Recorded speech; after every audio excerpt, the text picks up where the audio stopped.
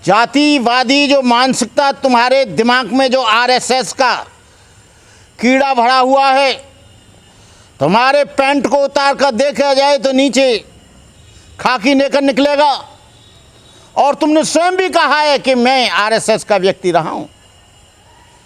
ये तुम्हारा दोहरा चरित्र इस बात के लिए संदेह करता है कि आप न डॉक्टर अंबेडकर को मानते हैं, न महर्षि वाल्मीकि को मानते हैं। यदि आज से कुछ साल पहले संदीप वाल्मीकि ने कहा तो संदीप वाल्मीकि को आपने एक झटके में बाहर निकाल दिया, और राजेंद्र पाल ने कहा तो आपने राजेंद्र पाल को भी निकाल दिया, या उन्होंने अपनी स्वेच्छा से दिया हो तो पता नहीं, उनको कोठी खाली करने के लिए आदेश आ गया। डॉक्टर अंबेडकर का फोटो कार्यालय में लगाते हो,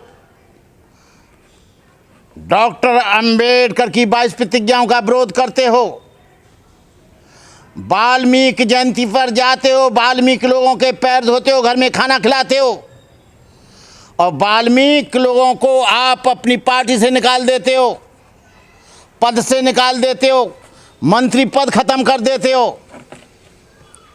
आप केवल फोटो लगाएंगे, अंबेडकर को नहीं मानोगे, वाल्मीकि जयंती पे जाओगे, वाल्मीकि लोगों को सत्ता में भागीदारी नहीं लेने दोगे।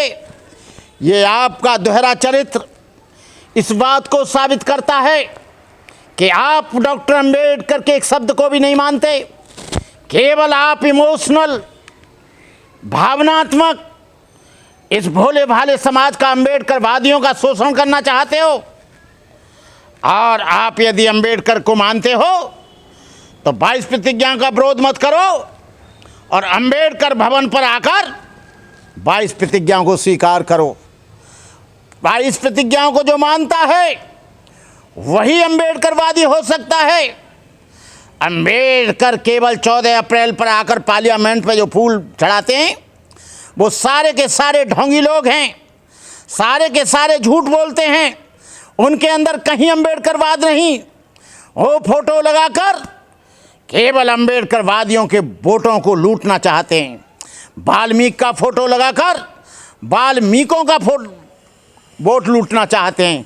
आपने अंबेडकर फोटो लगा दिया तो आपने अंबेडकरवादियों का वोट ले लिया, और झाड़ू दिखा दिया तो सारे वाल्मीकियों का वोट ले लिया। अब झाड़ू दिखाना और अंबेडकर फोटो का लगाना ये बंद करो, बहुत चल गया। ये आपका आखिरी है। आपने राजेंद्र पाल को हटाया है, और हम आपको आने वाले समय में हर पद से हटाएंगे, मुख्यमंत्री के पद से हटाएंगे, हर मंत्री को हटाएंगे, तुम्हारे सारे एमएलए को हटाएंगे। तुमने 11 एमएलए पर भी इतना दबाव डाल दिया है कि राजेंद्र पाल के बारे में कुछ मत बोलना, राजेंद्र पाल से मिलना नहीं, राजेंद्र पाल के यहाँ जाना नहीं। जब सिसोदिया की कोई प्रॉब्लम आती है तो भागे चले जाते हो प्यारे। जैन जब जेल में जाता है तो जैन के बारे में प्रेस मीडिया में लगातार बोलते हो।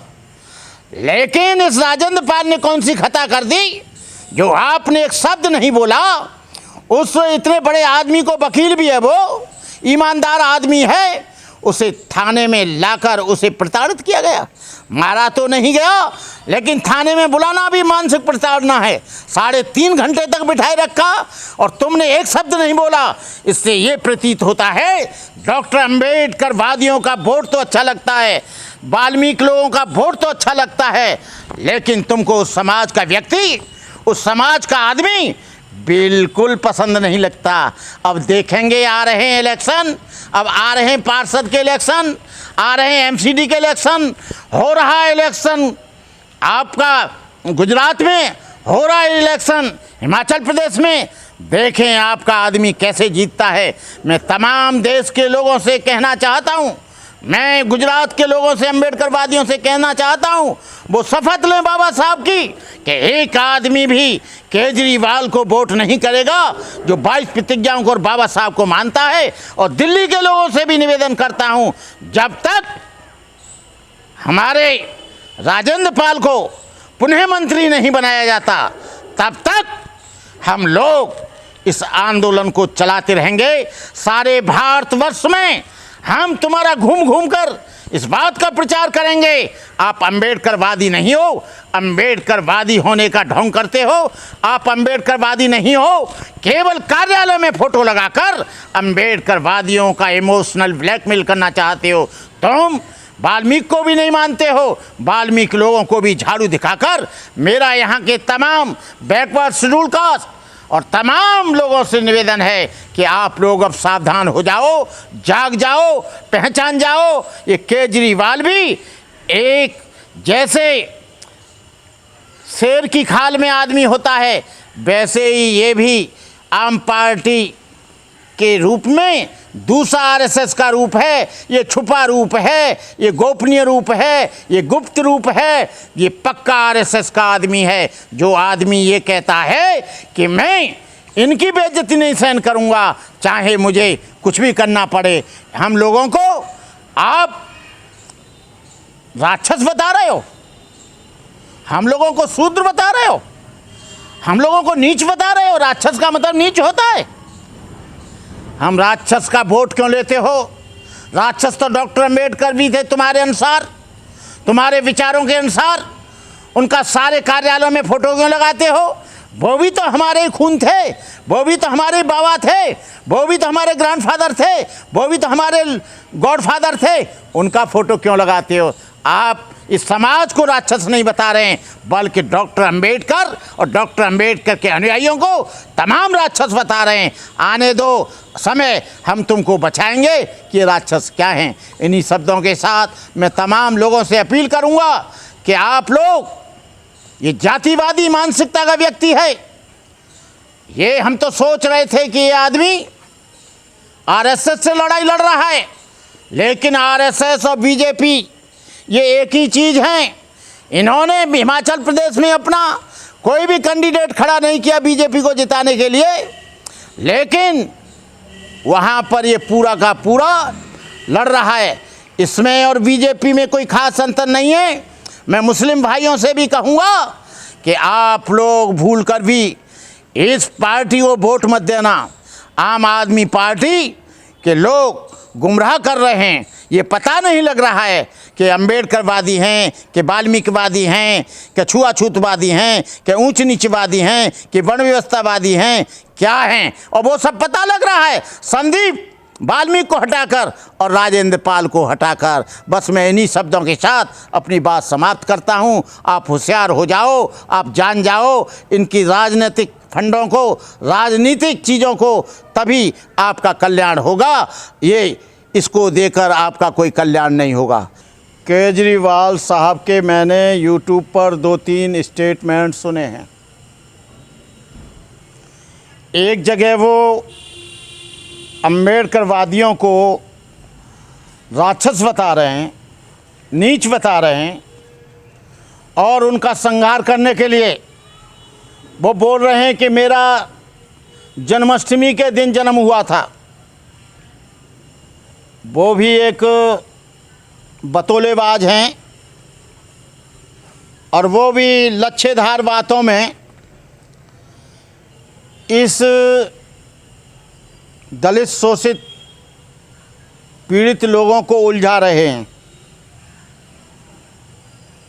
और वो जो राजेंद्र पाल का जो इस्तीफा हुआ है, उस पर भी एक दिन उन्होंने वाइट दी है और बहुत ज़ोर से नारा लगाया है कि जो देवी देवताओं का विरोध करेगा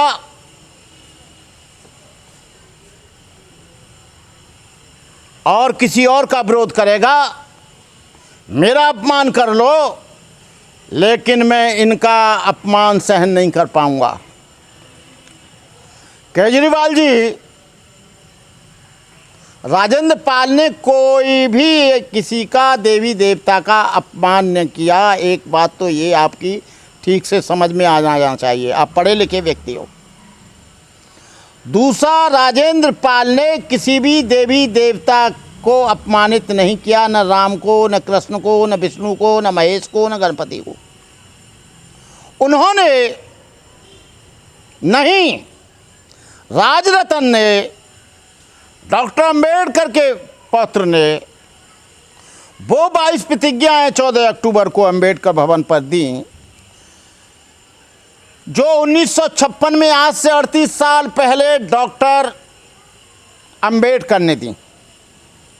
और वो प्रतिज्ञाएं 17 में वॉल्यूम में भी हैं, जो गवर्नमेंट की तरफ से छपा है, और जो 40वां वॉल्यूम छपा है उसमें भी हैं। और उसके साथ साथ दीक्षा भूमि पर, नागपुर की पर भी वो 22 प्रतिज्ञाएं पत्थर में खुदी हुई हैं, और वहाँ पर गडकरी, फडणवीस और तमाम जो आरएसएस के लीडर हैं वो भी आते हैं,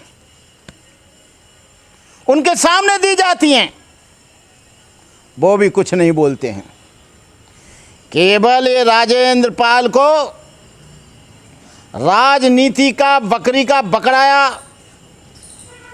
बनाया जा रहा है। राजेंद्र पाल का उसमें कोई खफा नहीं है।